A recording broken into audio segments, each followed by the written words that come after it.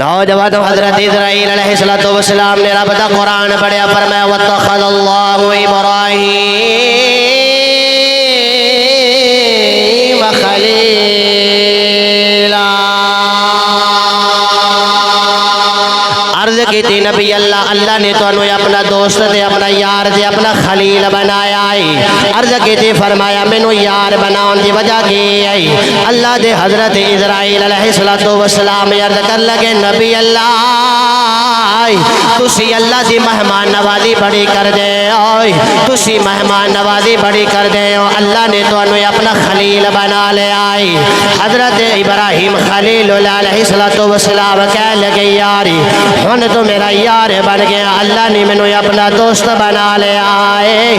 فرمایا جدو میرا آخری ویلا آ جاوے آؤ سویلے میں نے پیغام بھیج دے بھی میں اپنی آخرت دی تیاری کر لوا گائی۔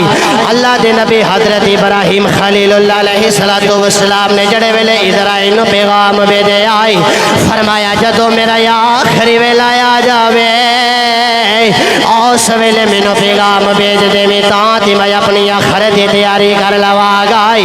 نوجوانوں وقت گزردا جا رہا ہے جدو اللہ دے نبی ابراہیم دا آخری ویلا آیا حضرت اسرائیل آ کے عرض کی تھی نبی اللہ چلو تو آخری ویلا آ گیا ہے۔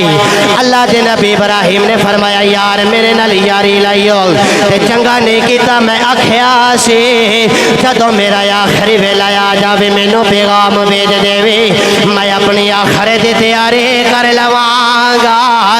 حضرت اسرائیل ہاتھ بن کے عرض کی تھی نبی اللہ میں پیا ویکھنا میرے سارے پیغام تو انہوں پہنچ گئے نہیں، میرے سارے پیغام تو اڈے کول پہنچ گئے نہیں۔ اللہ دے نبی حضرت ابراہیم کہنے لگے یار تیرا کوئی قاصد میرے کول نہیں آیا، تیرا کوئی پیغام لے کے نہیں آیا۔